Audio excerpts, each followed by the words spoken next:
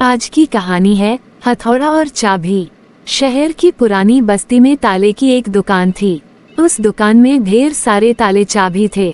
लोग ताले खरीदने वहां आते। कभी कभी मुख्य चाबी गुम हो जाने पर डुप्लीकेट चाबी बनवाने भी उस दुकान पर आते। उसी दुकान में कोने में एक मजबूत हथौड़ा भी पड़ा हुआ था जो ताला तोड़ने के काम आता था, लेकिन उसका प्रयोग कभी कभार ही होता था।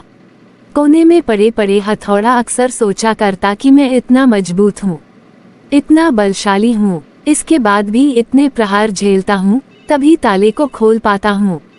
लेकिन चाबी इतनी छोटी होने के बावजूद किसी भी ताले को बड़ी ही आसानी से खोल लेती है। ऐसा क्या है इस छोटी सी चाबी में? एक दिन जब दुकान बंद हुई तो उससे रहा ना गया। उसने चाबी से पूछ ही लिया, चाबी बहन, मैं बहुत दिनों से एक बात सोच रहा था, किंतु बहुत सोचने के बाद भी मैं किसी निष्कर्ष पर नहीं पहुंच पाया। क्या तुम मेरे एक सवाल का जवाब देकर मुझे निष्कर्ष तक पहुंचने में मदद कर सकती हो? पूछो भाई, बन पड़ा तो तुम्हारे सवाल का जवाब मैं तुम्हें अवश्य दूंगी, चाबी नम्रता से बोली। बहन, तुम में ऐसी क्या खास बात है कि तुम इतनी छोटी होने पर भी हर प्रकार के ताले, चाहे वह कितना मजबूत और जिद्दी क्यों न हो, बड़ी आसानी से खोल लेती हो, जबकि मैं तुमसे बहुत बड़ा, बलशाली और शक्तिशाली होने के बावजूद ऐसा नहीं कर पाता। मुझसे ताला खोलने में बहुत मेहनत लगती है और कई बार प्रयास करने के बाद ही ताला टूटता है।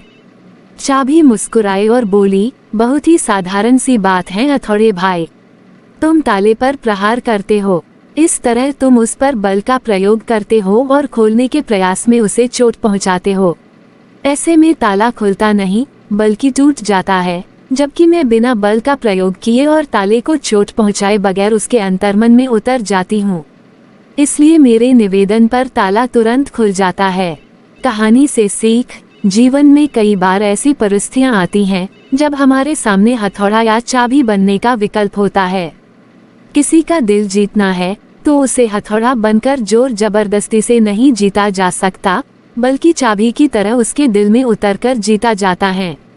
इसी प्रकार किसी से कोई काम करवाना है तो डरा धमकाकर और जबरदस्ती दबाव डालकर भी काम करवाया जा सकता है, लेकिन ऐसे में कार्य के प्रति उत्साह और समर्पण भावना नगण्य रहेगी।